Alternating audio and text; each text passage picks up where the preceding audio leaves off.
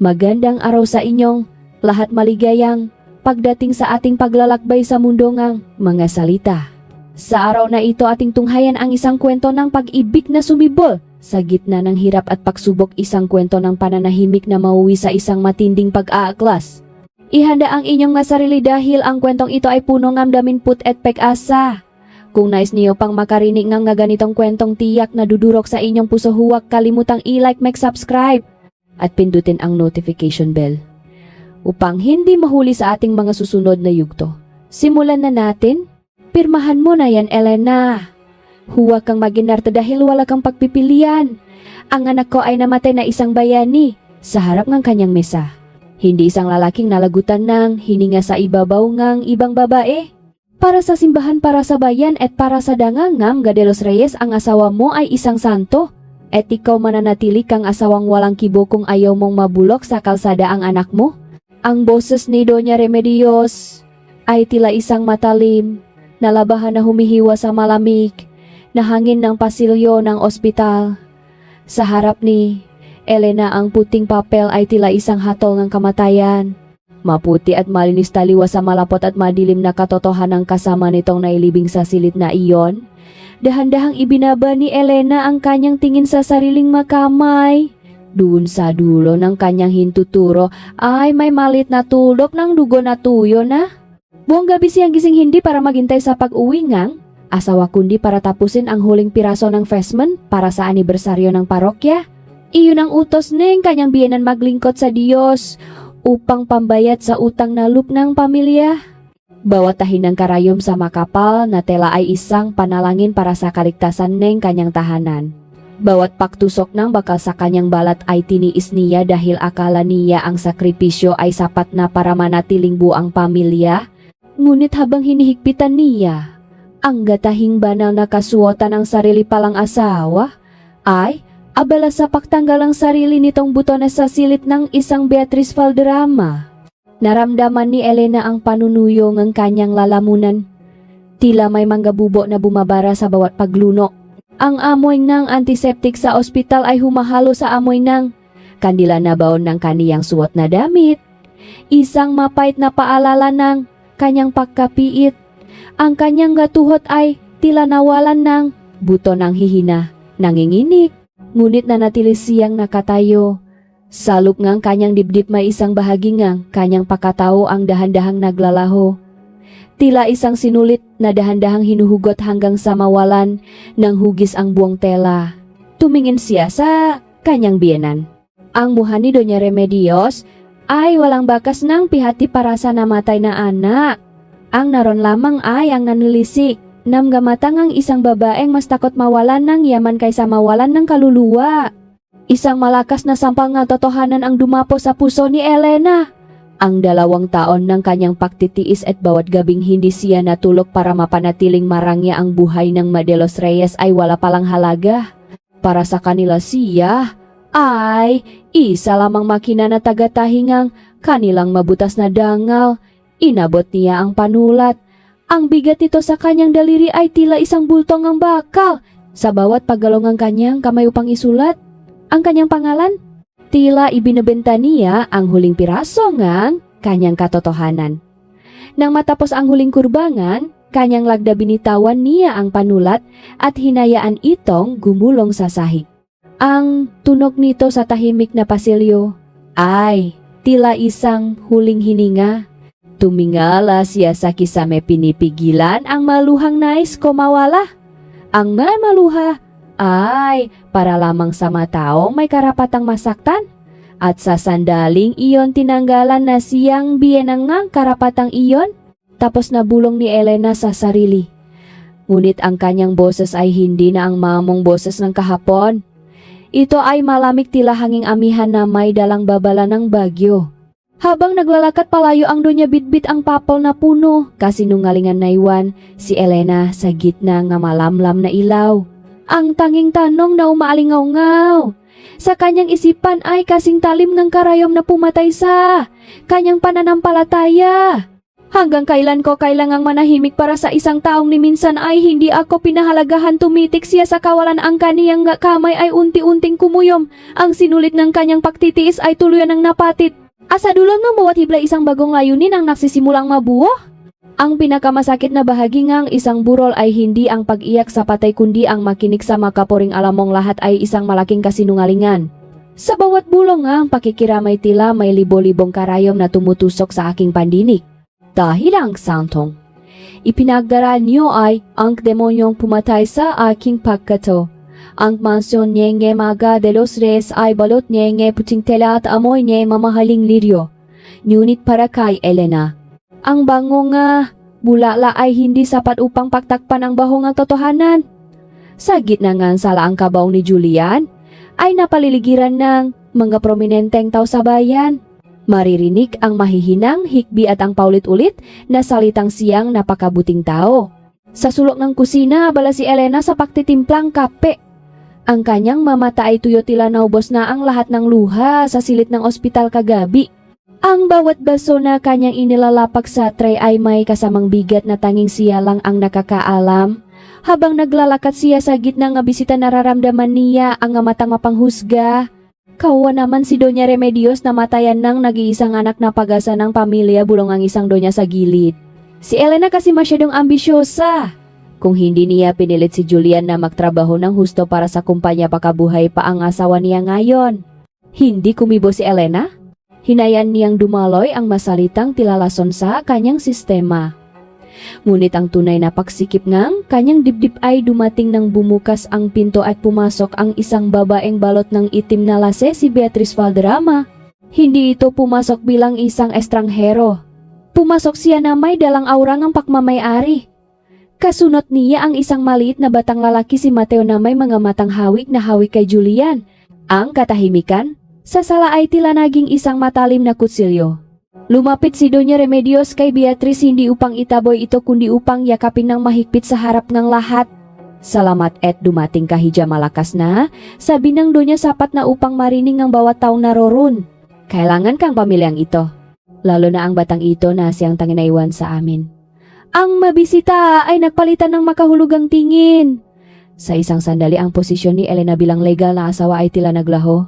Siya ang naging anino sa sarili niyang bahay. Inutusan siya ng kanyang biyenan na kumuha ng mainit na kape para kay Beatriz. Isang gawaing masakit pa sa anumang sampal. Dahan-dahang lumapit si Elena, ang tray ay nanginginig sa kanyang nga kamay. Habang inaabot niya, ang tasanak tama ang kanilang nga mata. Ang tingin ni Beatriz ay puno ng tagumpay, tila sinasabi na kahit patay na si Julian, siya pa rin ang nagwagi. Sa isang maliit na pagkakataon, nang mapansin ni Elena si Clara na nakatayo sa dulo ng hagdan, nakita niya ang takot at kalituhan sa mga matangang kanyang anak. Dun sa gitna ng karangyaan ng burol, nakita ni Elena ang isang luma at kupas na panyo sa bulsa ni Beatriz. Ang panyong may burdang ang kanyang nga inisyal na regalo niya kay Julian nung nakaraang Pasko. Ang makita ang sariling gawa sa kamay ngawe ay isang golden moment kang pahit na nakpaalala sa kanya kung gaano siya katanga bago siya makatalikot. Hinawakan ni Beatriz ang kanyang kamay. Kunyari, ay, napapasalamat ngunit ang kanyang maguko ay bumaon sa balat ni Elena. Inilapit ni Beatriz ang kanyang bibi sa taingang legal na asawa. Ang kanyang hininga ay amoy, mamahaling pabango na humahalo sa amoy ng pamatayan. Salamat sa pagpaparaya, legal wife, mahinang bulong nito na may kasamang nakakangilabot na ngiti. Pero gusto ko lang malaman mo sa akin siya naging masaya bago siya nalagutan ngang hininga. At ang mansyong ito panandalian mo na lang itong matatawa na tahanan. Nabitawan ni Elena ang kutsara at ang tuno ng bakal na tumama sa sahi ay tila isang hudyat ng pagsisimulang isang gyera. Hindi ang tunong ng pagbagsak ang mahalaga kundi ang biglang pagtigil ng pinting ng puso ni Elena na dati ay puno ng pag-ibig at ngayon ay unti-unting napapalitan ng isang madilim na determinasyon. Isang tanong ang nanatiling nakabitin sa hangin. Ano ang totoong nilalaman ng testamento ni Julian na tila kampanteng-kampante, si Beatriz? Ang bahay ay hindi lamang nga pader at bubong. Ito ang nga alaala nga bawat patang ng pawis na ibinuhos mo. Pero paano kung ang sarili mong tahanan ay naging kulungan at ang mga taong dapat ay nagtatanggol sa iyo ang siyang nakpabukas ng pinto sa iyong mga kaawe? Nang mawala ang huling bisita sa mansyon ng De Los Reyes, ang katahimikang naiwan ay mas mabigat pa sa anumang ingay. Sa malawak na sala nakatayo si Doña Remedios habang hinihimas ang kanyang nga mamahaling perlas. Sa tabi niya, kampanteng nakaupo si Beatrice, habang si Mateo ay tumatakbo sa paligid hinahawakan ang nga mamahaling display na tila ba sa kanya ang lahat ng iyon. Elena, ihanda mo na ang inyong magagamit malamig na utos ng donya nang hindi tumitingin sa manugang. Simulang gayong gabi dito na sa master's bedroom matutulog sina Beatrice at Mateo. Hindi mainom para sa batang gimatulog sa maliit na kwarto. Kailangan niya ni espasyo. Tila tumigiw ang gimundo ni Elena. Ang master's bedroom. Ang silit kung saan niya. Ginugol ang 20 taon ng kanyang buhay ang silit. Na siya mismo ang naglinis at nag-ayos. Bawat araw ay ibinibigay na ngayon sa babaeng sumira sa kanyang pamilya. Pero mama, saan kami pupunta ni Clara? Iyon lang ang kwarto. Namin nangangatok ang boses ni Elena. Isang mapait na tawa ang kumawala sa ngalabi ni Doña Remedios. May bodega sa likod malapit sa iyong sewing room. Malawa iyon at doon mo rin naman ginugol ang karamihan ng oras mo sa pananahi. Doon na muna kayo. Ang mansyong ito ay kailangang maging komportable para sa tunay na tagapagmanangam De Los Reyes. Walang nagawa si Elena kundi ang sumunod. Habang hinihila niya ang kanyang lumang maleta pababang hagdan, nakita niya si Clara na nakatayo sa pintuan ng kanilang silid. Yakap ang kanyang sketchpad, ang mga mata ay punong luha at pakalito. Nakita ni Clara kung baano itapon ni Beatrice ang mga paboritong gunan ni Elena sa labas ni Kram pinto para palitan ng mga bago. Ang paglipat sa bodega ay tila isang paglalakbay patungo sa kailaliman ngang lupa. Ang amoy nga alikabok at kalawang ang sumalubong sa kanila. Walang malambot na kamatanging dalawang lumang papak at ang ingay nga mga kulilik sa labas. Dito sa gitna ngang matira-tirang tela at mga sirang kagamitan, naramdaman ni Elena ang tunay na lamig ng kanyang kapalaran. Mama, bakit tayo narito? Tanong ni Clara. Ang boses ay kasing lit ng isang bulong. Bakit po natin hinahayaang gawin nila ito sa atin? Hindi nakasagot si Elena. Niyakap niya lamang ang anak ng mahigpit. Ang kanyang pisngi ay dumampi sa magaspang na dingding ng bodega. Sa sandaling yun, isang golden moment ngang sakit ang gumuhit sa kanyang puso nang makita niya ang isang malit na buta sa bubong. Isang bituin ang sumisilip, tila nanunuya sa kanilang kalagayan. Nang bumalik si Elena sa mansyon para kumuha ng natirang gamit ni Clara, napatigil siya sa may pinto ngang sala. Nakita niya si Mateo na nakaupo sa sahig. Nilalaro ang isang bagay na kumikinang. Nanlamig ang buong katawan ni Elena. Ang hawa ng bata ay ang anniversary watch ni Julian, isang mamahaling relos na pinaipunan ni Elena ng 3 taon mula sa kanyang kinikita sa pananahi. Iyon ang simbolo ng kanyang katapatan. Ang unang regalong ibinigay niya nung sila ay nagsisimula pa lamang. Nakita niya si Beatrice na lumapit sa bata at hinalikan ito sa bago tumingin kay Elena na may uyam ng ngiti. Hinayaan ni Beatrice na ihulog ni grama bata ang gihelo sa saigi. At ang gitunog ni grama pagitaman ng gikristaw sa matigas na marmuay, chila ang gitunog huling piraso ni ginidad ni Elena na nagakabirabiru. Hayaan mo na, Elena, sabi ni Beatrice habang tinisinyan ang relos na may khas-khas na. Luma na yan. Parang ikaw. Wala nga silbi sa pamamahay na ito. Napahawak si Elena sa gilid ng pinto. Ang kanyang makuko ay bumaon sa kahoy. Isang lihim na galit ang nagsimulang mag-alap sa kanyang nga mata. Isang apoy na hindi kayang patayin ng anumang luha. Isang malaking katanungan ang naiwan, ano ang susunod na kukunin nila sa kanya at hanggang kailan mananatiling. Tikom ang kanyang gabibig. Ang utang na loob ay hindi parang utang sa bangko na may katapusan. Ito ay isang tanikalang habang buhay mong hilahin kahit pa ang bawat hakbang ay nag-iwan ng sugat sa iyong nga pa. Dahil sa mundong ito, Iyang kabutihang ipinautang sayo ay madalas na nagiging lisensya nila para ariin ang iyong buong pagkatao. Salop ngang, madilim na bodega ang tanging nagbibigay liwanag, ang isang bumbilyang dilaw na pabalik-balik ang pagkurap tila ba nag-aalinlangan kung itutuloy pa ang pagbibigay liwanag sa gitna ng karimlan. Ang init ng hapon ay nanunuot sa bubong na yari sa luma at kinakalawang na yaro dahilan upang ang pawis ni Elena ay pumatak at humalo sa talang kanyang tinatahi. Ang ritmo ngang bakang nga makinanaw mahalik sa tela ay ang tanging tunok na bumabasag sa katahimikan isang mekanikal na tibok ngang puso para sa isang buhay na tila walang hininga. Biglang bumukas ang pinto ng bodega at ang liwanag mula sa labas ay naging anino ng isang babaeng laging may dalang bagyo.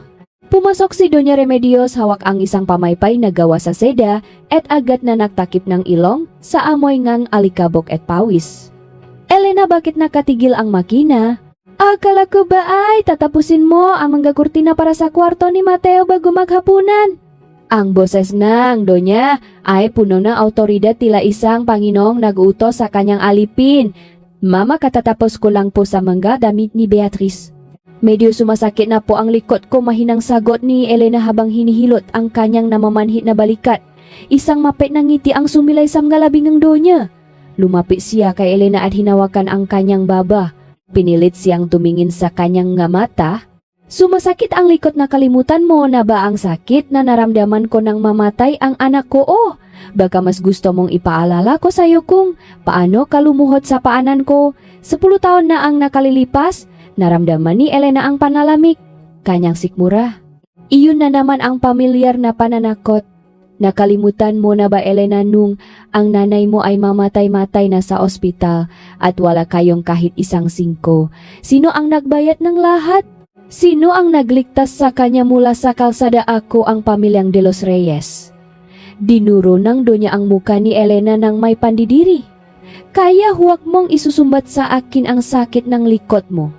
Ang buhay mo at ang bawat hininga ng nanay mo bago siya pumanaw ay utang mo sa amin. Kaya magtrabaho ka.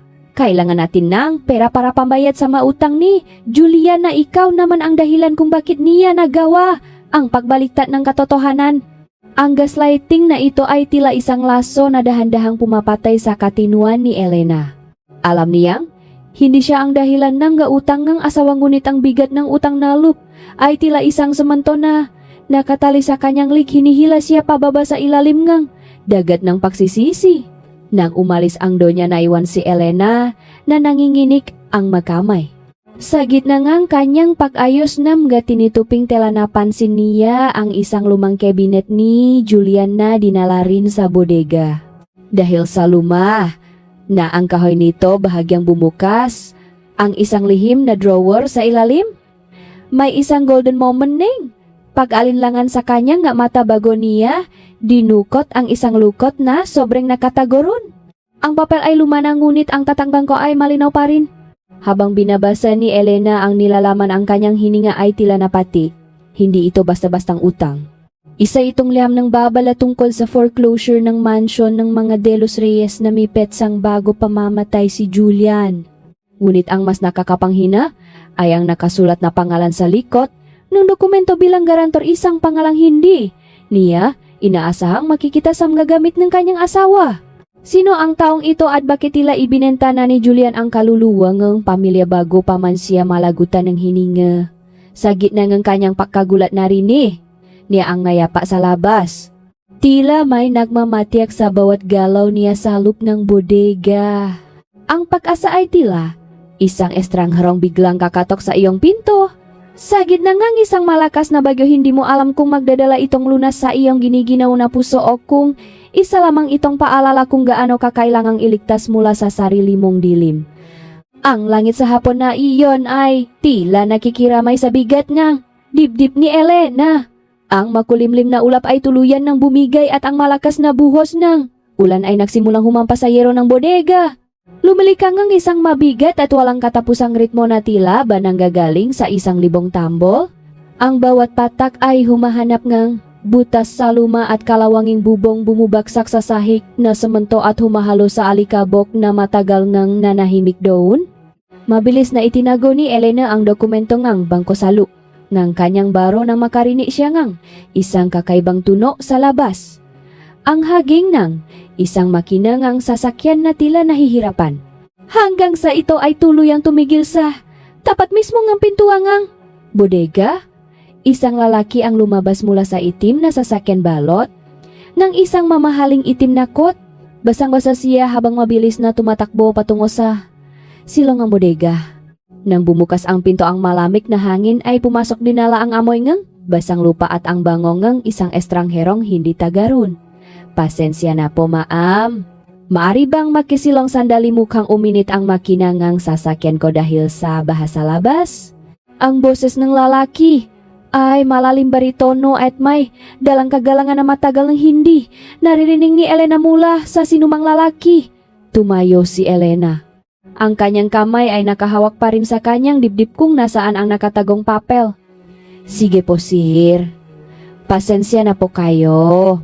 Bodega lang po ito at medyo magulo. Ang lalaki ay si Attorney Victor. Inalis niya ang kanyang salamin at pinunasan ito habang ang kanyang nga mata ay nagsimulang maglibot sa paligid. Napatigil ang kanyang tingin sa makina ng panahin ni Elena at sa talang kasalukuyang tinatapos nito isang asul na seda na may napakadetalyadong burda ng mabulala. Napakaganda ng gawa niyo po na ni Victor. Ang kanyang boses ay puno ng tunay na pahanga. Bihira na ang makakita ang ganitong klaseng burda. Tila bawat tahi ay may kwentong gustong sabihin. Napayuko si Elena, naramdaman ang bahagyang pamumula ng kanyang pisngi. Salamat po sir. Ito lang po ang alam kong gawin para mabuhay kami ng anak ko. Eksakto namang lumabas si Clara mula sa likod ng mga nakatambak na tela may dalang baso ng tubig para sa estranghero. Inom po kayo sir. Habang inaabot ni Victor ang baso, napatingin siya sa lik ni Clara. Ang bata ay may nakatali na buhok dahilan upang malinaw na makita. Ang isang maliit na balat o birthmark na hugis bituin sa gilid ng kanyang lik. Isang golden moment ng katahimikan ang namayani habang ang mata ni Victor ay tila naglalakbay sa isang malayong alaala. Ang kanyang kamay na humahawak sa baso ay bahagyang nanginik at ang kanyang muha na kanina ay kalmado ay napalitan ng isang matinding gulat na pilit niyang itinatago. May problema po ba sir? Nag-alalang tanong ni Elena. Mabilis na binalik ni Victor ang kanyang atensyon, ngunit ang kanyang nga mata ay nanatiling nakatutok kay Clara bago muling tumingin kay Elena. Wala naman. Maari ko bang malaman kung ano ang pangalan ng bata Clara po? Sagot ni Elena. Tumango si Victor, isang matipid na ngiti ang sumilay sa kanyang mga labi. Magandang pangalan. Alam niyo ba, nagtatrabaho? Ako para sa isang pundasyon, ang V Foundation.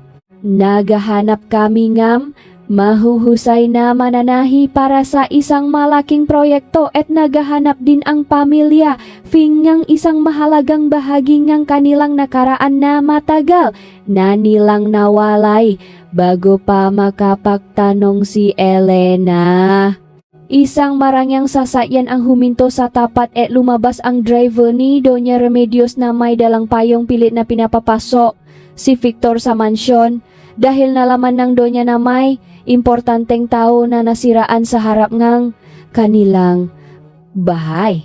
Habang naglalakad palayo si Victor, lumingon siya sa huling pagkakataon kay Elena at Clara. May isang misteryong nakabitin sa kanyang mata, isang lihim na tila ba ang bodega na iyon ang siyang dulo ng kanyang mahabang paghahanap. Naiwan si Elena na yakap si Clara habang ang ulan ay patuloy na bumubuhos. Isang kakaibang kaba ang gumalot sa kaniya. Sino ba talaga si Victor at bakit tila ang pagdating niya ay hindi lamang isang aksidente sa gitna ng ulan? Ang pinakamalupit na pagnanakaw ay hindi ang pagkuha nga ginto o pilak kundi ang pag-agaw sa iyong galing at ang pag-angkin sa mapangarap na binuo mo mula sa sarili mong dugo at pawis. Dahil ang material na bagay ay mapapalitan, ngunit ang ninakaw na dangal ay tila isang sugat na habang buhay na mag-iwan ng pilat sa iyong pagkatao. Sa loob ng madilim na sulok ng bodega, tanging ang isang maliit na gasera ang nagsisilbing saksi sa sipak ni Clara.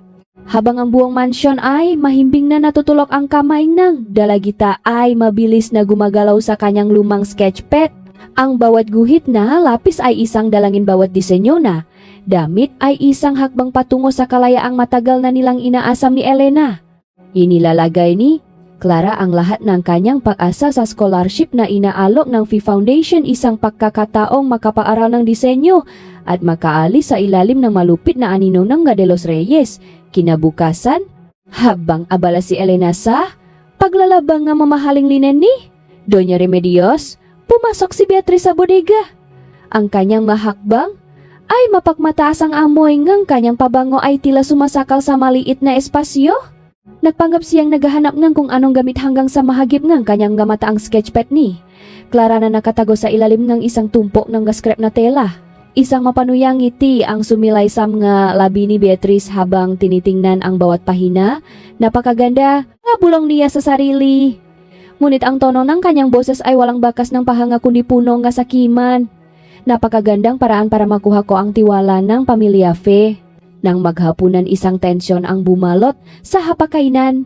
Nakaupo si Doña Remedios sa kabisera habang si Beatriz ay tila isang reynang nakmamayabang sa kanyang tabi. Mama, may magandang balita ako, sabi ni Beatriz habang inilalapak ang isang folder sa lamesa. Ipinakita ko ang madisenyo ko sa kinatawan ng Fee Foundation kanina. Sabi nila ako raw ang pinaka-promising na designer na nakita nila sa loop ng maraming taon. Siguradong makukuha natin ang malaking pondo para sa renovation ng mansyon. Nakataon namang papasok si Clara para mahatid ng tubig. Nang makita niya ang disenyong hawak ni Beatriz, tila tumigil ang paktibok ng kanyang puso. Iyon ang kanyang gagawa. Ang kanyang Maria Clara Modern Collection na pinagpuyatan niya ng 3 buwan. Pero sa akin po yan, ang boses ni Clara ay pumiyo sa tindingang gulat at sakit. Ninakaw niyo po ang sketchpad ko, Beatriz. Akin ang madisenyong yun, isang nakakabinging katahimikan ang namayani sa sala. Dahan-dahang tumayo si Doña Remedios, ang kanyang gamata ay nanlilisik sa galit, hindi dahil sa pagnanakaw ni Beatriz, kundi dahil sa pangangahas ni Clara na magtaas ng boses. Pagnanakaw! Ang boses ni Doña Remedios ay tila isang latigo. Sino ka para sabihan ng magnanakaw ang ina ng tagapagmana ng pamilyang ito? Ikaw na isang hamak na anak ng mananahimik, kakayahan bang gumuhit ng ganitong kagandahan? Pero mama, nakita ko po siyang gumuguhit niyan gabi-gabi sa bodega. Pagsusumamo ni Elena na nakarating lang agad na niyakap ang nangingini na anak. Walang salitang lumapit ang Donya sa basurahan na gawa sa bakal sa gilid ng hardin. Kinuha niya ang bawat pahina ng sketchpad ni Clara mula sa kamay ni Beatriz. Kumuha siya ng isang lighter at sinilaban ang dulong ng papel. May isang golden moment ngang matinding pihati habang pinapanot ni na Elena at Clara ang paglamon ngang apoy sa nga pangarap ngang dalagita. Ang itim na abo ay tilam nga aninong nagsasayaw sa hangin, dala ang bawat pangarap na tanging si Clara lang ang nakakalam kung gaano kahirap buuin. Ang amoyng suno na papel ay humalo sa amoy ngang ulan, isang amoy na habang buhay na tatatak sa alaala ni Clara bilang amoy nga pagkakanulo. Ngayon wala na ang maebidensya mo, malamig na sabi ni Doña Remedios habang tinititigan ang nanginginig na si Clara. Tandaan mo ito, bata ka pa. Sa pamamahay na ito, wala kang karapatang maging mas magaling sa apo ko o sa kahit na kanino sa amin. Manatili ka sa bodega kung saan ka nararapat. Naiwan sina Elena at Clara sa dilim ng hardin. Tanging ang liwanang naghihingalong apoy sa basurahan ang nagbibigay ng ilaw sa kanilang ngaluha. Sa sandaling iyon, ang sakit sa puso ni Elena ay napalitan ng isang bagay na mas matigas pa sa bato. Hanggang kailan mananahimik si Elena habang ang kanyang anak naman ang unti-unting pinapatay ng kalupitan ng De los Reyes? Isang lihim na bala ang nasimulang mabuo sa isipan ni Elena habang tinititigan niya ang abungang pangarap ng kanyang anak. Wala akong pakialam kung lapnos ang balat mo, bata ka. Ang mahalaga hindi madumihan nege dugo mo ang sahig na marmol nege mansyong ito. Kung gusto mong gumaling yan, kunin mo ang basahan at lampasan mo ang bawat sulok ng sala. Ang pawis ang pinakamabisang gamot sa mga tamat na katulad mo. Ang boses ni Doña Remedios ay tila isang matigas na bakal na tumatama sa hubad ng katuwiran. Sa ilalim ng malam na ilaw ng hardin nakaluhod si Clara sa tapat ng basurahan. Ang kaniyang kanang kamay ay nanginginig at puno ngang mapuputing paltos matapos subukang isalba ang huling pirasong kanyang pangarap mula sa apoy. Ang amoy ngang nasunog na papel ay humahalo sa amoy ngang nasunog na balat isang, masangsang na amoy ngang kawalang pag-asa na tila dumidikit sa bawat hiblang ngang hangin. Nakatayo si Elena sa likuran ng kanyang anak. Ang kanyang kamay ay nakakuyom hanggang sa bumaon ang kanyang kuko sa sariling palat. Pinanod niya ang kanyang biyena na tumalikod nang walang anumang bakas ng awabitbit ang kapangyarihang tila hiram lamang sa kadiliman. Sa bawat hakbang nando niya palayo tila may isang malakas na tunong ang pakabasag sa loop ng dibdib ni Elena. Mamamasakit po impit na tili ni Clara. Ang kanyang boses ay tila isang sugatang ibon na hindi na kayang lumipat. Isang patak ng dugo ang dumalay mula sa pumutok na paltos. Sa kanyang daliri pumatak ito sa malamig na semento at nag-iwan ng isang mapulang marka na tila isang sumpa. Dun sa sandaling nakita ni Elena ang pulang likido na namula sa sariling laman at dugo may isang bagay na tuluyang pumutok sa kanyang kaloban. Ang 2 taon ng payuko. Ang libo-libong gabi ngang pananahimik para sa utang na loop na hindi naman niya tunay na utang at ang bawat sampal na tinanggap niya ng walang kibo lahat ng iyon ay nag-alap sa isang iglap. Ang takot na dati ay bumabalot.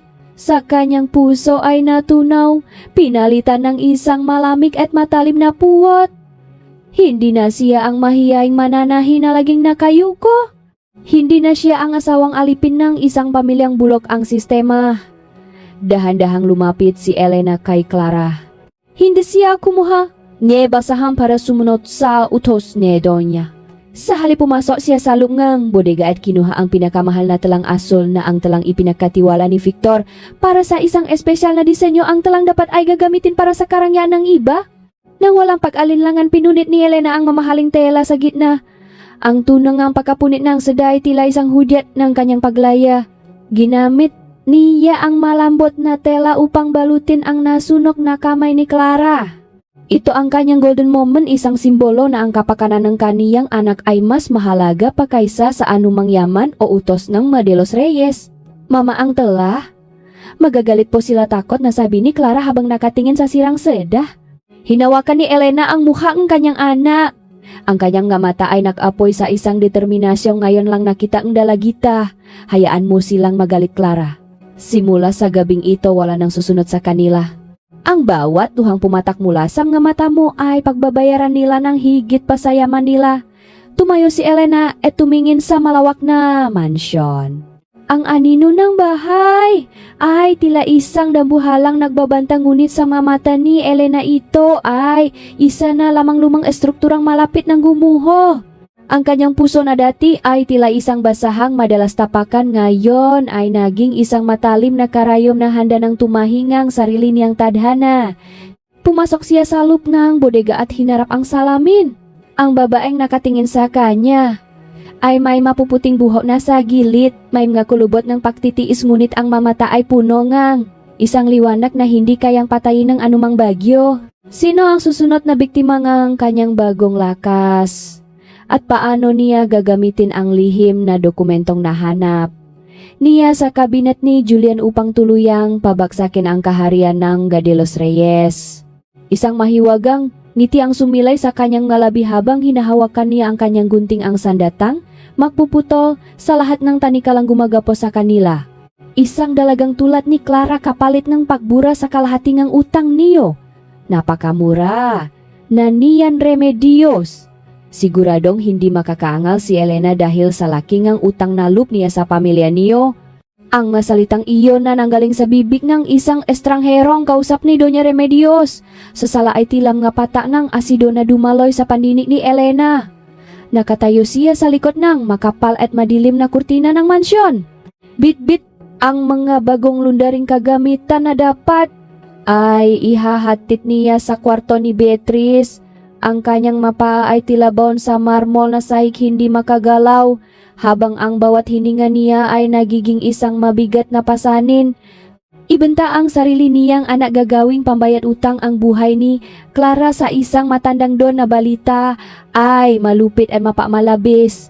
Ang bawat hiblang ang pagkataon ni Elena ay nangingini sa tindingang pait.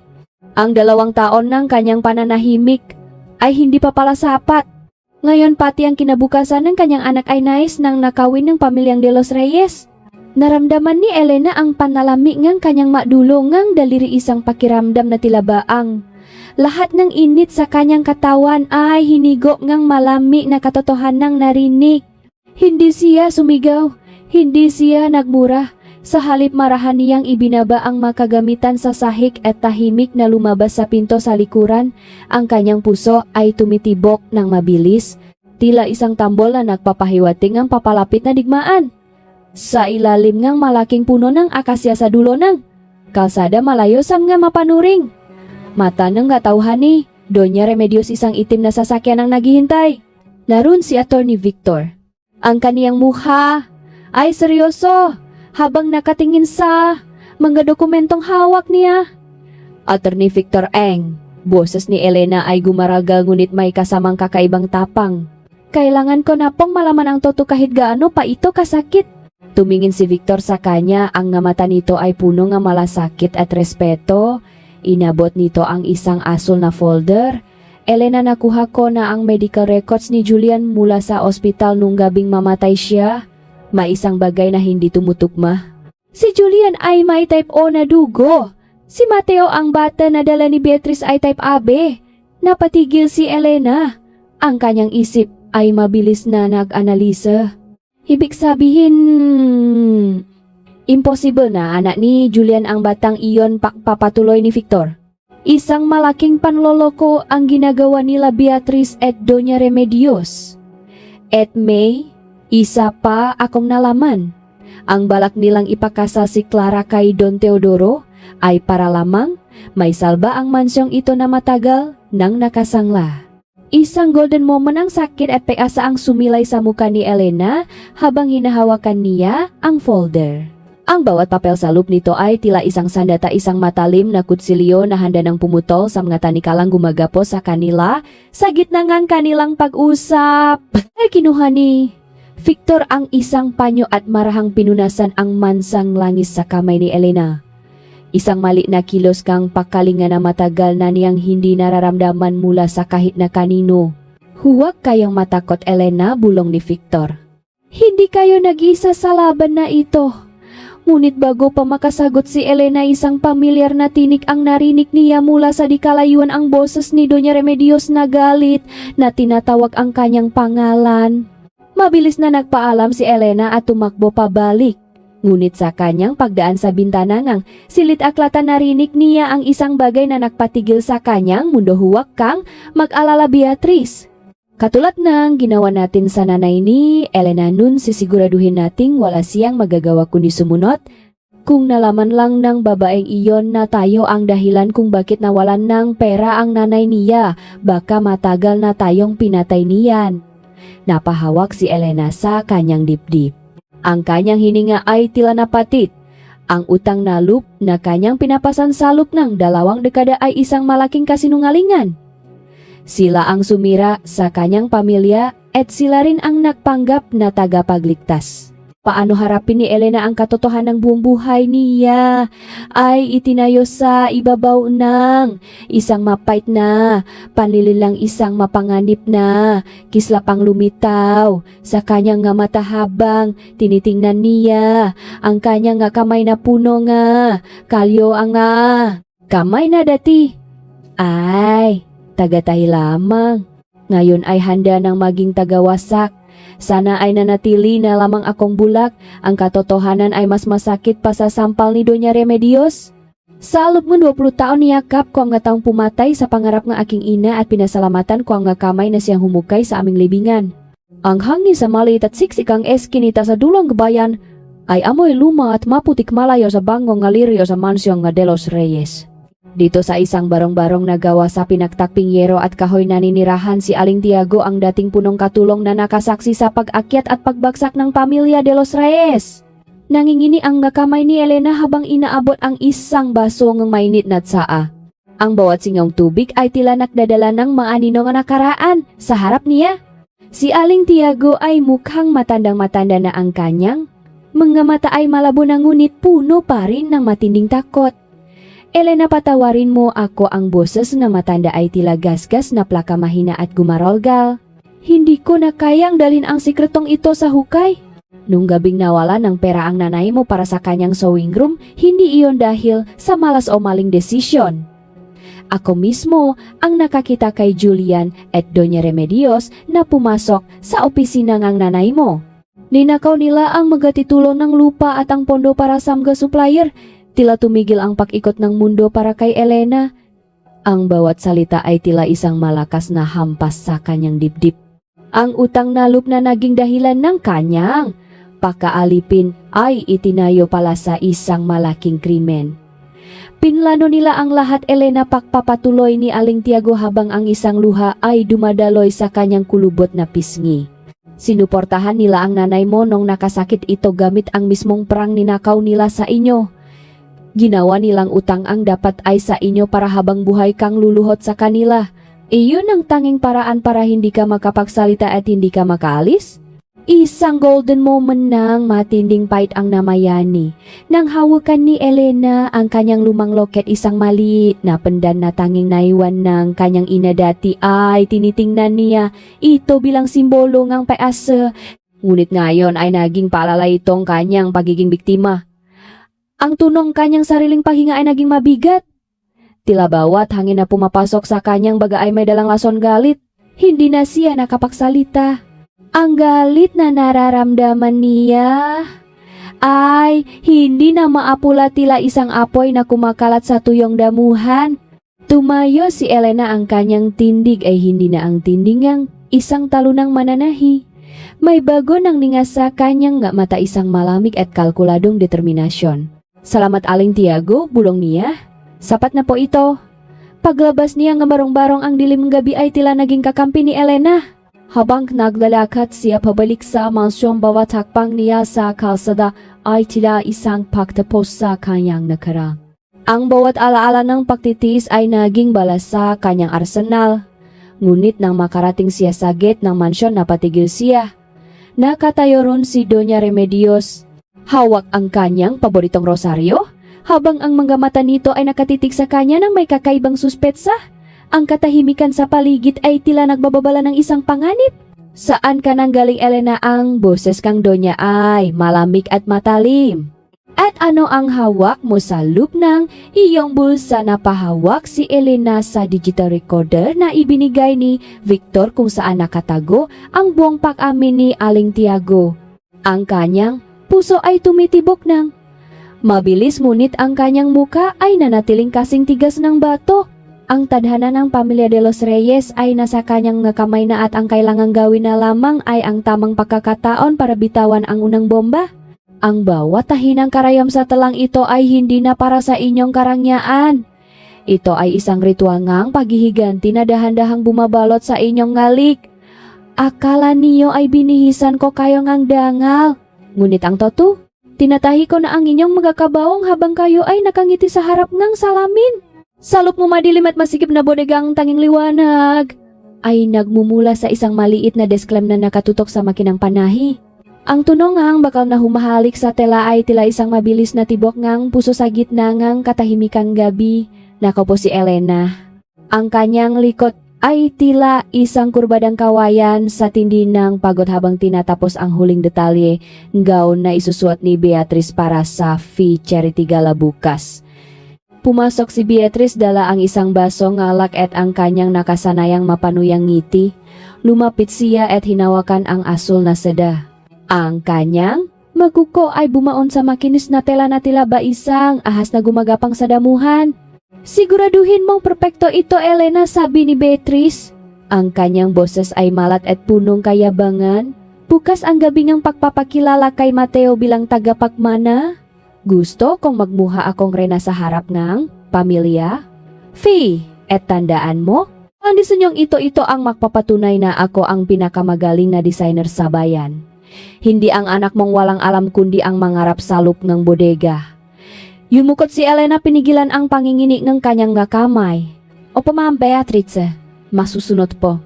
Nang umalis si Beatrice, mabilis na dinukot ni Elena ang isang maliit na folder mula sa ilalim ng tumpok ng mga scrap na tela. Ito ang DNA test results na nakuha ni Victor, ang papel na wawasak sa lahat ng kasinungalingan. Sa bawat pagtusok ng kanyang karayom sa lining ng gown, may isang maliit na bulsa siyang ginagawa. Isang lihim na taguan para sa ebidensya na kanyang ilalabas sa tamang panahon. Biglang bumukas ang pinto. Pumasok si Doña Remedios. Ang kaniyang nga mata ay nananaliksik sa bawat sulok ng silit. Ang tunok ngang kanyang baston na tumatamasa, semento ay tila isang babalangang panganib. Ano yang itinatago mo, Elena? Ang boses enggo niya ay malamig at puno enggo'y suspetsa. Napatigil ang paghinga ni Elena. Mabilis niyang tinakpan ng isang malaking piraso ngang itim na tela ang folder. Ang kanyang puso ay tumitibok ng mabilis, tila isang ibon na gustong kumawala sa hawla. Wala po Mama. Menggatira-tirang tela lang po ito na gagawin kong basahan. Lumapit ang Donya. Ang kanyang kamay na punong nga mamahaling singsing ay dahan-dahang inaabot ang tumpok ng tela. May isang golden moment ng matining tensyon habang ang daliri nga matanda ay nasa ibabaw ng folder. Ang amoy ngang kanyang luma at matapang na pabango ay tila sumasakal kay Elena. Ngunit bago pa man mayangat ng Donya ang tela, isang malakas na tunok ng basak na baso ang narinig mula sa mansyon. Si Mateo ay may nahulog na mamahaling florera. Mabilis na lumabas ang Donya para tingnan ang kanyang paboritong apo. Ngunit nag-iwan siya ng isang huling tingin na tila ba sinasabi niyang hindi pa sila tapos. Naiwang nanginginig si Elena. Ang kanyang pawis ay pumatak sa talangaso. Inilabas niya ang kanyang cellphone mula sa ilalim ng makina. Isang mensahe ang nagliwanag sa screen mula kay Victor. Handa na ang lahat para sa bukas.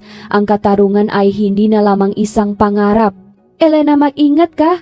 Tumitik si Elena sa asul na gown. Ang kanyang mukha ay nasalamin sa makintap na tela. Bukas ang bawat tahingang kanyang pagtitis ay magiging mitsangang isang pagsabog na hindi nila inaasahan. Isang malaking katanungan ang naiwan sa hangin. Magagawa kaya ni Elena na manatiling kalmado sa harap mga taong pumatay sa kanyang ina at nagnakaw sa kanyang anak, o masusunog siya sa sarili niyang galit bago pa man sumapit ang bukas? Ang gabing ang pagtatanghal ay hindi para sa mga taong may suwat na maskara. Ito ay para sa mga kaluluwang matagal nang nagtiis sa dilim at handa ng sumabog sa liwanag. Dahil sa dulo ng bawat kasinungalingan, palaging may isang katotohanang naghihintay na hubaran ang inyong huwat na dangal. Ang Grand Ballroom ay balot ng karangyaan na tila binto ang bawat hiblangang hangin. Ang madambuhalang kandalier sa kisama ay nakliliyap. Ang kanilang liwanag ay tumatama sa mga kristal na baso at sa mga mamahaling hiyas ng mga bisita. Ito ang free charity gala, ang gabi kung saan ang kapangyarihan at yaman ay nagtatakpo, at ang gabi kung saan balak ni Doña Remedios saliuhan ang kapalaran ng Madelos Reyes sa pamamagitan ng pagpapakilala kay Mateo bilang nawawalang apo ng Magavi. Dumating ang pamilya de los Reyes na tila ma-royalty. Si Doña Remedios ay tuwit na tuwit, ang tindig ang kanyang itim na terno ay punong burdang ng ginto. Sa tabi niya, si Beatrice ay tila isang diwata sa kanyang aso na nagawa ni Elena. Ang disenyong ninakaw niya mula kay Clara. Ang bawat hakbang ni Beatrice ay punong kayabangan. Hindi niya alam na salop ng laylayan ng kanyang suot na damit ay nakatago ang mitsang ang kanyang sariling pagsabok. Ngumiti ka Beatrice, bulong ng Donya habang kumakawe sa mga reporter. Siguraduhin mong makukuha natin ang lupngong matandang fee ngayong gabi. Ang kinabukasan natin ay nakasalalay sa batang iyan. Sa gitna ng kumpol ng mga tao nakatayo, si Attorney Victor, ang kaniyang mga mata ay matalas na nagmamasid. Namatama ang paningin nila ni Doña Remedios. Isang mapanuyang ngiti ang sumilay sa labi ng matanda. Iniisip na ang abogado ay naroon lamang para saksihan ang kanilang tagumpay.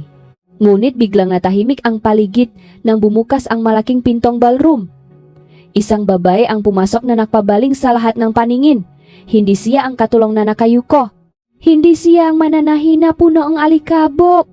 Si Elena ay suot ang isang puting-puting gown na, yari sa pinaksamang seda at tradisyonal na hablon. Isang disenyong simple ngunit napakaringal. Tila ba siya ay isang renang nakmula sa sarili niyang kaharian? Ang kanyang buhok ay mayos na nakapusot.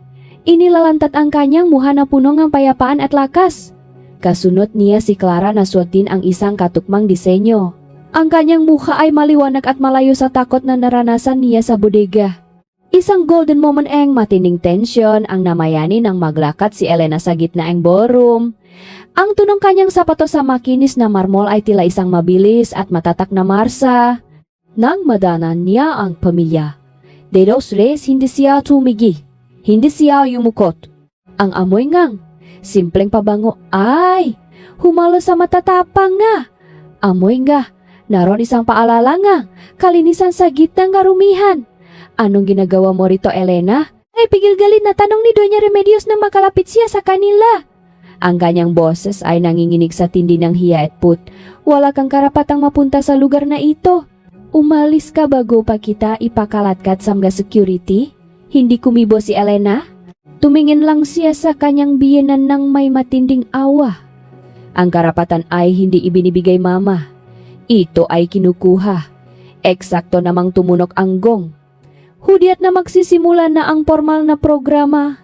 Umakyat sa entablado si Doña Remedios kasama si Beatriz at Mateo habang ang pamilyang Fee ay nakaupo sa harap handang pirmahan ang dokumento para sa donasyon at pakilala sa apo.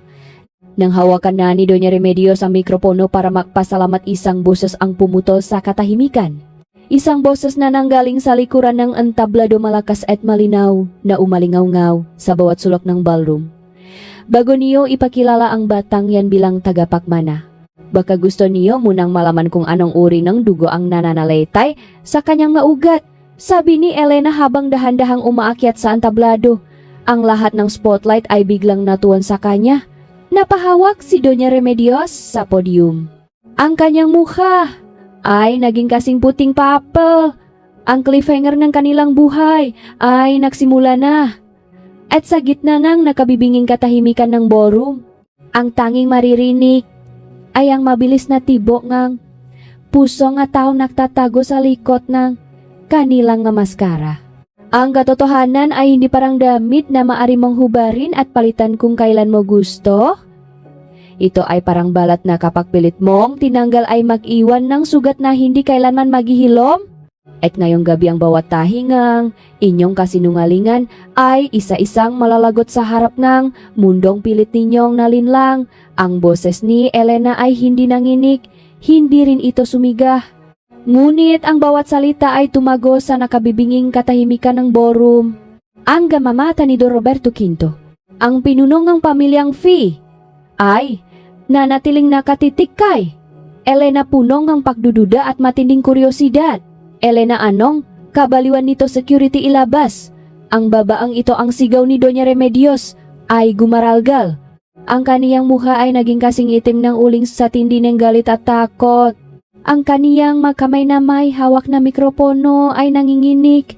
Tila ba ang bakal na yon ay naging kasing init ng apoy. Ngunit bago pa makalapit ang mga security, itinas ni Attorney Victor ang kanyang kamay at tumayo sa tabi ni Elena. Hawak niya ang isang remote control at sa isang pindot ang dambuhalang screen sa likod ng entablado na dapat ay magpapakita ng video ni Mateo ay biglang nagbago. Isang dokumento ang lumitaw, ang DNA test result na may malaking selyo ng laboratorio. Ang bawat numero at letra ay malinaw na nakikita ng lahat ng kapanauhin. Maririnig ang mahihinang singhap at bulungan na tila bahangin na mabilis na kumakalat sa buong silid. Ang batang ipinapakilala niyo bilang tagapagmana ng gafe ay walang anumang kaunayan sa asawa ko. Ang boses ni Elena ay naging matalim na tila isang espada. Si Julian ay type O, si Beatriz ay type O. Imposibleng maging type AB ang anak nila. Ang batang yan ay isang kasangkapan lamang para sa inyong kasakiman. Napahawak si Beatriz sa laylayan ng kanyang asul na gown. Ang kaniyang muha ay tila isang maskarang biglang nakalamat.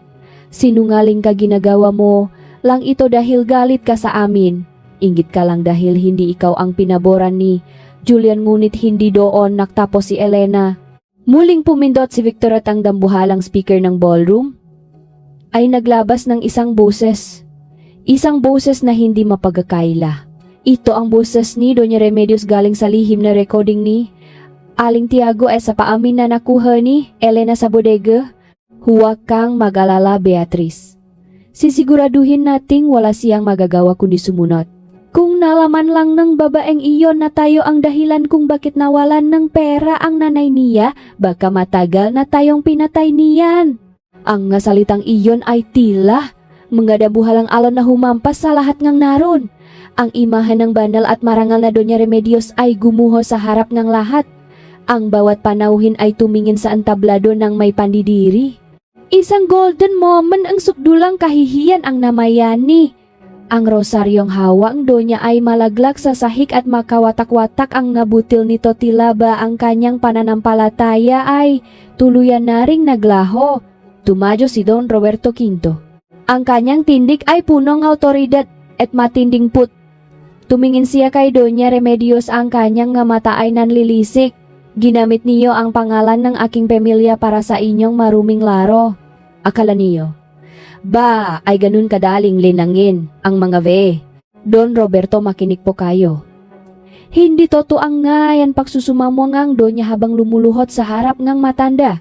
Ngunit ang kanyang ngaluha ay hindi na nakdala ngang awa kundi lalong nakpatunay ngang kanyang pakakasala. Eksakto namang pumasok ang dalawang opisyal ngang pulisya mula sa malaking pinto. Ang tunongang kanilang sapatos sa marmol ay tila ang tunongang hatong tadhana. Lumapit sila kay Beatrice at Doña Remedios. Doña Remedios de los Reyes at Beatrice Valderrama, sumama po kayo sa amin para sa kasong estafa at falsification of documents. Sabi ngang opisyal habang kinakabitan ng posa ang dalawa. Nang magtama ang paningin nila ni Elena, samga mata ni Elena, wala nang galit. Tanging isang malamig na katahimikan ang naroon. Ang utang na loob na ginamit na tanikala sa kanya sa loob ng 20 taon ay napatid na at ang bawat hibla nito ay naging abong tinangay ngang hangin. Ngunit sa gitna ngang kaguluhan, isang misteryosong dokumento ang inabot ni Victor kay Don Roberto. Isang dokumentong hindi pa nakikita ni Elena. Nang basahin ito ngang, matanda ang kanyang mukha ay nagbago mula sa galit patungo sa isang matinding pakabigla habang nakatingin kay Clara. Ano ang nakasulat sa huling papel na yon? Tila ba ang kwento ay hindi pa talaga natatapos sa gabing ito? Ang katotohanan ay hindi lamang nagpapalaya. Ito ay isang malakas na agos na nagbabalik sa iyo sa dalampasigan kung saan katalaga nagmula matapos ang mahabang panahon ng pagkalunot sa maling pagkatao. At sa gabing ito ang dugong pilit ninyong itinago sa dilim ay sisigaw upang bawiin ang trono na para sa kanya. Sa gitna ngang nakakagulong, nga bisita at sa ingay, nga sapatos na nakmamadaling lumabas na natiling estatwa, si Don Roberto V sa gitna ngang entablado. Ang kanyang makamay na kanina ay matatag na humahawak sa baston ay nanginginig habang binabasa ang dokumentong inabot ni Attorney Victor. Ang bawat salita sa papel na iyon ay tila isang kidlat na tumatama sa kanyang puso. Binubura ang lahat ng pait na iningatan niya sa lupngang maraming taon. Dahan-dahang itinaas ng matanda ang kaniyang tingin hindi kay Doña Remedios, nakasalukuyang hinihila ng pulis kundi kay Clara. Ang dalagita ay nakatayo sa tabi ni Elena.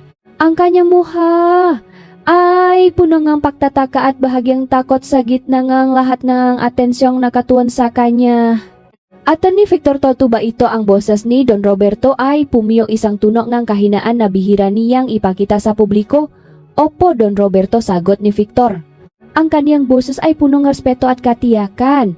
Hindi lamang natin napatunayan na hindi apong ang gafe si Mateo.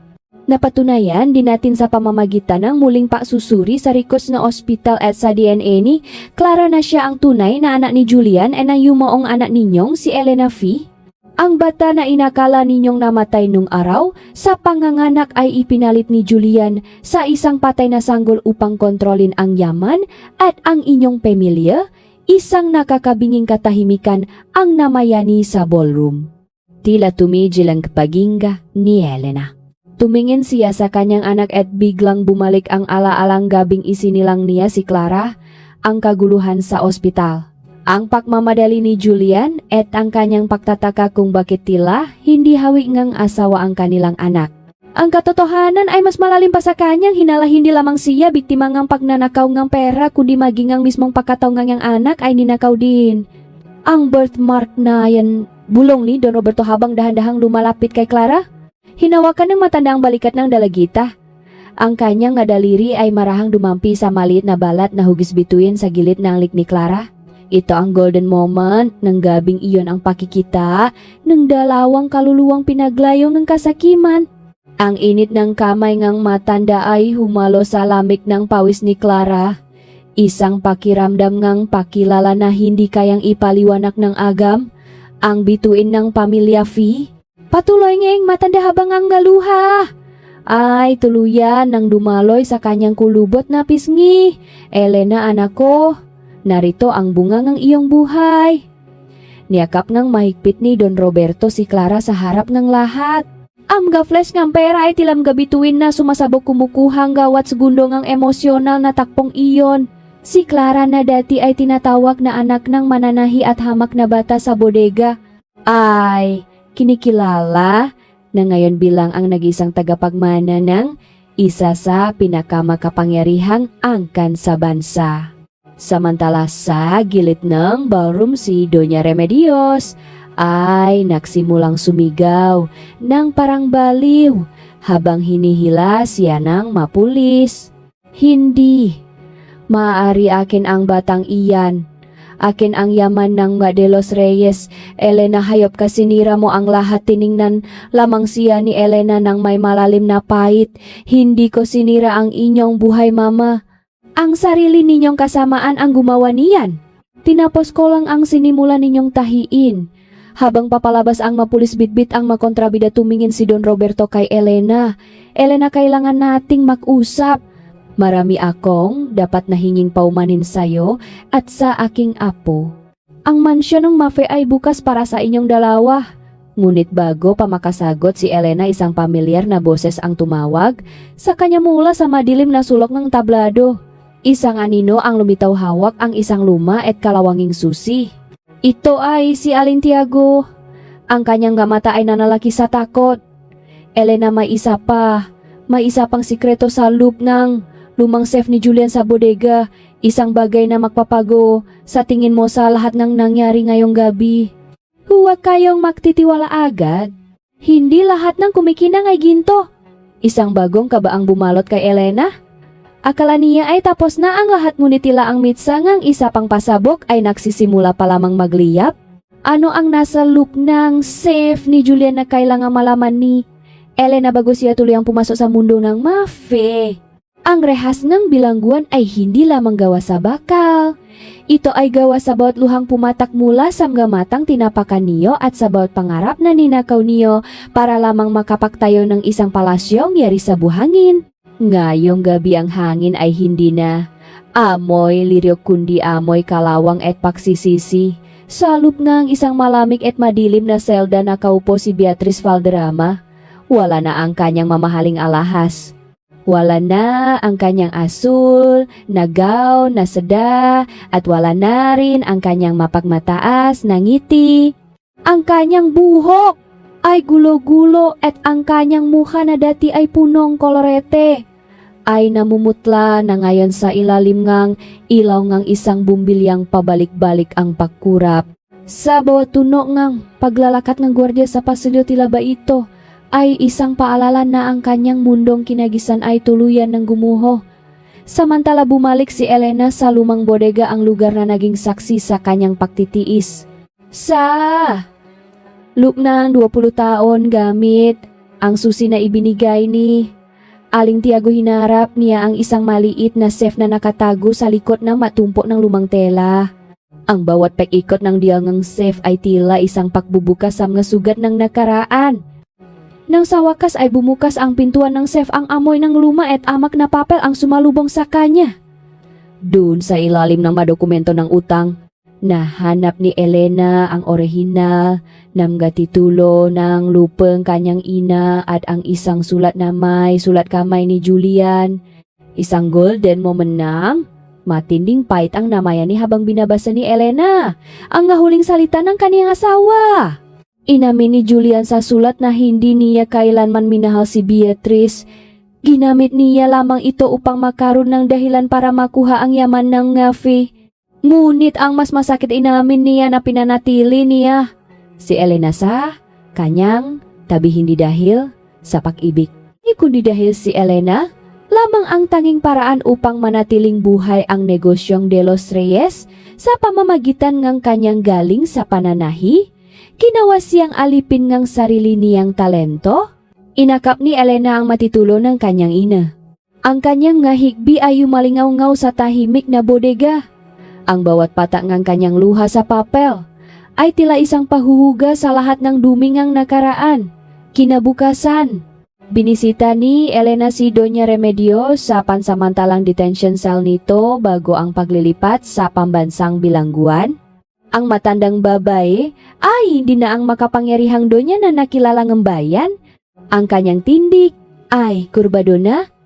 Ang kanyang nga mata ay malabot. Ang kanyang nga kamay ay nanginginig habang hawak ang isang luma at sira-sirang rosaryo. Elena, bulong ng donya ang kanyang boses ay tila isang tuyong dahon na hinahangin. Patawarin mo ako. Huwag mong hayaang mabulok ako rito. Tumingin si Elena sa kanyang biyenan ng may matinding katahimikan. Kinuha niya mula sa kanyang bag and anniversary watch ni Julian ang relos na may basak na kristal na dati ay simbolo ng kanyang pagkaalipin. Dahan-dahan niyang inilapak ang relos sa mesa sa pagitan nila. Narito na ang inyong dangal, mama. Ang boses ni Elena ay malamig ngunit puno ng pinalidad. Ang mansyon niyo ay kinuha na ang bangko. Ang inyong anak ay wala na at ang anak ko ay malaya na. Ibinabalik ko na sa inyo ang lahat niya, alaala niyang pamilyang ito. Mula ngayon, wala na tayong anumang pakakautang sa isa't isa.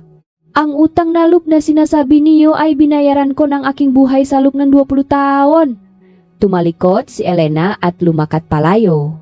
Hindi na nilingon ang pahagulgol ngang matandang babae na tila ba isang sugatang hayop na iniwan sa gitna ngang parang. Ang tunog ng kanyang sapatos sa semento ay tila isang huling tuldok sa isang mahaba at masakit na pangungusap.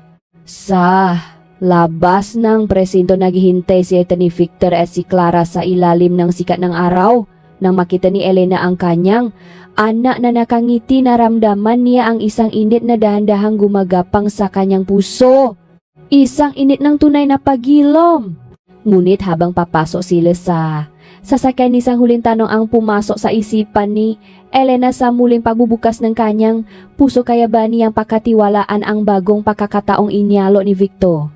O ang pilat na nakaraan ay mananatiling hadlang sa kanyang tunay na kaligayahan? Ang bawat pilat sa aking kamay ay hindi tanda ng aking pagkalipin, kundi nga guhit ng isang mapananagdala sa akin sa dulo ng mahabang gabi. Sa ilalim ngang liwanag ng umaga, ang bawat tahing sinulit ay hindi na pambayad sa utang na loob, kundi isang pangako ngang pag-ibig sa sarili na kailanman ay hindi na muling mababali. Sumisikat ang araw sa tapat ng isang bagong gusali. Sa gitnang bayan, ang masinak nito ay tumatama sa salaming pintuan kung saan nakasulat ang magintong titik, Elena at Clara Fashion House. Ang hangin ay amoy sariwang pintura at bagong lundaring tela, isang amoy na puno ngang pag-asa at bagong simula. Malayo ito sa amoy ngang alikabok at kalawang sa lumang bodega ng De Los Reyes. Salup abala si Elena sa pag-ayos ng gamanakin. Ang kanyang suot ay isang simpleng kulay cream na bestido na siya mismo ang nagdisenyo-disenyong nagpapakita ng kanyang tunay na pagkatao, matatak, marangal at malaya. Ang bawat kilos niya ay may kasamang katiyakan. Wala na ang kaba at ang ugali ng laging payuko. Mamaredy na po ang tela para sa workshop, mamay masayang sabi ni Clara habang pababang hagdan. Ang dalagita ay tila isang bulaklak na tuluyang bumukatkat. Ang kanyang nga mata ay nakniningning at ang kanyang tindik ay punong tiwala sa sarili. Pinili ni Clara na manatili sa tabi ngang kanyang ina kaysa tumira sa malawa na mansyon ng ngafe. Alam niyang ang tunay na tahanan ay naroon kung saan malaya silang mangarap. Maya-maya pa ay dumating na ang unang grupo ngang kababayhan nga nanay na tulad ni Elena ay dumanas din ngang hirap at pangabuso. Binuksan ni Elena ang pintuan ng may malawa ng ngiti. Ang layunin ng kanyang studio ay hindi lamang para sa moda kundi para bigyan ng boses at hanap buhay. Ang mga kababayhang akala ay wala ng bukas. Isang golden moment ng katahimikan ang namayani ng hawakan ni Elena ang kamay ng isang bagong estudyante na nangingini sa paghawa ng gunting. Marahan niyang ipinatong ang kanyang kamay sa ibabaw nito. Huwag kang matakot, bulong ni Elena. Ang kanyang boses ay tila isang mainit na yakap. Ang bawat maling tahi ay maaari nating ayusin. Ang mahalaga ay ang tapang mong. Simulan ang sarili mong disenyo. Sa gitna ng tawanan at tunong nga makinang sabay-sabay na tumitibok pumasok si Attorney Victor. Bitbit niya ang isang kumpongam nga sariwang bulaklak at ang kanyang pamilyar na kagalangan. Lumapit siya kay Elena. Ang kanyang mamata ay puno ng paganga na hindi na niya sinusubukang itago. Napakaganda nang nasimulan mo rito, Elena. Sabi ni Victor habang iniabot ang mga bulaklak ang kanilang mga daliri ay bahagyang naktakpo. Isang maliit na kuryente ng kilik ang dumaloy sa pagitan nila sapat na upang magdulot ng bahagyang pamumula sa mga pisngi ni Elena. Salamat, Victor. Kung hindi dahil sa'yo baka hanggang ngayon ay nakakulong pa rin ako sa bodega, sagot ni Elena. Ang kanyang tingin ay matagal na nanatili sa mga matang abogado. Hindi ako ang nagligtas sa iyo, Elena, bulong ni Victor habang dahan-dahang inilalagay ang isang hiblang buho sa likod ng tainga ni Elena. Ikaw ang nakaligtas sa sarili mo. Ako ay naging saksi lamang sa iyong muling pagkabuhay. Isang tahimik na pangako ang nabuo sa pagitan nila sa gitna ng silit na puno ng ngatela at pangarap. Hindi ito isang mabilis na paibig kundi isang dahan-dahang pahilom na handang mahintay sa tamang panahon. Habang pinapanot ni Elena si Clara na masayang nagtuturo sa makasama, tumingin siya sa labas ng bintana. Nakita niyang mga tao sa bayan na dati ay nang husga sa kanya. Ngayon ay nakatingin ng may respeto. Ang bawat duhang pumatak noon ay naging matabang lupa kung saan tumubo ang kanyang kasalukuyang kaligayahan. Ang kwento ni Elena ay hindi natapos sa paghihiganti kundi sa pagpapatawad sa sarili at sa paglihang ng isang mundong wala ng tanikala. Sa bawat pagila, niya nga, sinulit alam niyang ang bawat tahi ay matatag dahil ito ay yari sa katotohanan dangal at wagas na pagmamahangang isang ina. Maraming salamat sa inyong matiyagang pagsama sa akin hanggang sa huling yugto nga. Kwentong ito alam niyo habang isinusulat ko, ang natakpong ito ang pag-abongang nga pangarap ni Clara sa basurahan at ang pagbangon ni Elena mula sa pagkakalugmok. Tila nadama ko rin ang hapdi ng isang pusong pinagkakaitan ng sariling galing. Napakahirap isalin sa salita ang bigat ng pananahimik sa loob ng 20 taon. Ang kwentong ito ay alay ko sa bawat babaeng nakakaramdam na sila ay tila isang talang marumi at punit-punit na. Tandaan ninyo, ang ating pagkatao ay parang isang piraso ngang hablon. Maaring saktan, maaring bastusin, ngunit sa dulo tayo ang may hawaang karayom para muling buuin ang isang disenyo na mas matatag at mas maganda kaysa sa dati. Hindi tayo ang dumi sa sahig, tayo ang mananahi ng sarili nating tadhana. Kung kayo ang nasa kalagayan ni Elena, kaya niyo rin bang bitawan ang nga bagay na naging simbolo ng inyong pagkaalipin para sa inyong kalayaan? Ibahagi ninyo ang inyong nararamdaman sa ating comment section dahil dito palaging may mataong handang makinig ng walang panghuhusga. Huwag niyo ring kalimutang i-like at i-share ang ating kwento upang mas marami pa tayong pusong maabot at mapagilom. Manatiling matatag, manatiling malaya at laging maniwala sa inyong sariling liwanag. Pagpalain kayo ang may kapal hanggang sa susunod na kwento.